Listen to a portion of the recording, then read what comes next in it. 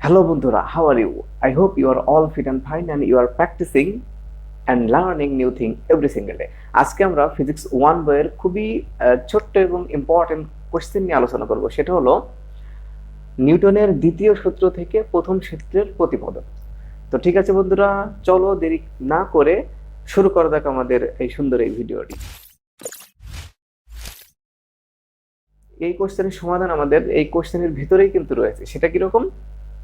এখানে বলা হচ্ছে নিউটনের দ্বিতীয় সূত্র থেকে প্রথম সূত্রের প্রতিপাদন। তাহলে you have to know that the second law of Newton and the first law of Newton. তার মানে হচ্ছে তোমাকে নিউটনের দ্বিতীয় সূত্রটাও জানতে হবে এবং প্রথম সূত্রটাও জানতে হবে। যদি এই দুইটা সূত্র তুমি জানো তাহলে কিন্তু এটা তোমার জন্য খুবই সহজ হবে।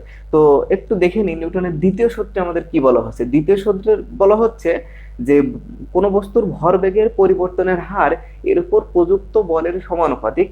আমরা সেই নিউটনের ওই দ্বিতীয় সূত্র থেকে কিন্তু আমরা একটা প্রমাণ করে এনেছিলাম, সেটা হচ্ছে F = ma, যেটা আমাদের প্রিভিয়াস ভিডিওতে রয়েছে। যদি কেউ দেখে না থাকো তাহলে দেখে। প্রথম সূত্র কি বলতেছে?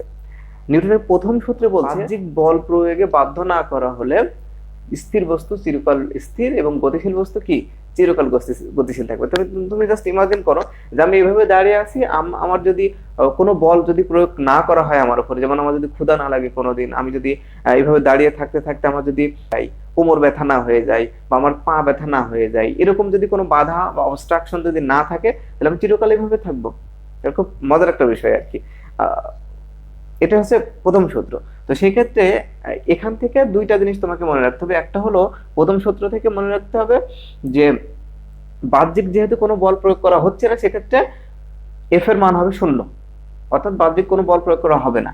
এবং তাহলে যদি প্রয়োগ করা না হয় তাহলে তুমি চিন্তা করো, যদি একটা গাড়ি গতিশীল থাকে তাহলে সে সারা জীবন গতিশীল থাকবে। তার মানে তার আদিবেগ যা শেষ বেগও কিন্তু তাই হবে। তার মানে আমাদেরকে এই প্রমাণটাই আমাদেরকে আসলে করে আনতে হবে যে এটা হচ্ছে নিউটনের প্রথম সূত্রের যে প্রতিপাদনটা আদিবেগ সমান শেষ বেগ, এটা হচ্ছে প্রমাণ করতে হবে। ওকে, তাহলে আমরা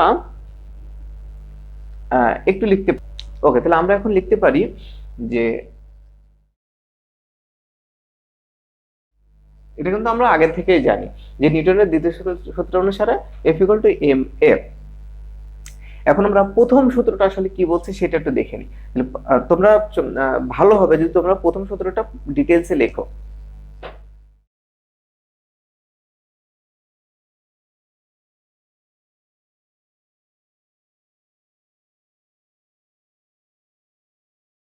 নিউটনের প্রথম সূত্র অনুসারে বাহ্যিক বল প্রয়োগ করা না হলে স্থির বস্তু চিরকাল স্থির ও গতিশীল বস্তু চিরকাল গতিশীল থাকবে। এটা হচ্ছে নিউটনের প্রথম ল।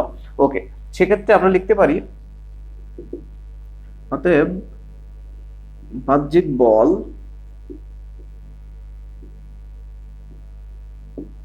F = 0। এটা নিশ্চয়ই বুঝতে পারছো তোমরা। তাহলে এখান থেকে আমাদের প্রমাণটা হয়ে যাবে। তাহলে আমরা জানি F = ma, সেই মানটা আমরা বসিয়ে দিই এখানে। ma সমান হবে 0। তাহলে এক্ষেত্রে m ভর রাখলাম, আর a মানে কি ত্বরণ। তো ত্বরণের সংজ্ঞা থেকে আমরা জানি যে v - u/t, এটাই হচ্ছে ত্বরণের সমীকরণ, অর্থাৎ প্রতি একক সময়ে বেগের পরিবর্তন, এটা হচ্ছে ত্বরণ, সমান 0। তাহলে এখানে আমরা একটু ব্র্যাকেট দিয়ে ঘিরে দিই। এখান থেকে আমরা যদি গুণ করি তাহলে mv - mu = 0। কেন 0? কারণ এটা গুণ করে রাখলাম, আর টিটা যেহেতু ভাগ আছে এখানে 0-এর সাথে গুণ করলে ওটা কিন্তু 0 হয়ে যায়। ওকে, তাহলে এখান থেকে আমরা যদি সাইড চেঞ্জ করি তাহলে হবে mv = mu। তাহলে এখান থেকে আমাদের দুই পাশ থেকে আমরা যদি m উঠিয়ে দিই তাহলে v = u, অথবা আমরা লিখতে পারি u = v। দেখো বন্ধুরা, আমাদের প্রমাণ কিন্তু হয়ে গেছে যে প্রথম সূত্রে যেটা বলতেছে নিউটন সাহেব, যে উনি বলতেছেন যে বাহ্যিক কোনো বল প্রয়োগ করা না হলে স্থির বস্তু চিরকালই স্থির এবং গতিশীল বস্তু কি চিরকাল গতিশীল থাকবে। তার মানে এর আদিবেগও যা শেষ বেগও তাই। তাহলে আমরা কিন্তু সেটাই প্রমাণ করে এনেছি। ওকে, তাহলে আমাদের আজকে এই পর্যন্ত ছিল আমাদের এই প্রমাণটা খুবই ছোট এবং সহজ ছিল। আশা করি তোমরা বুঝতে পেরেছো। তো ভালো থাকো এবং আজকে এ পর্যন্তই। ভালো থাকো এবং দেখতে থাকো নেক্সট টিউটোরিয়াল।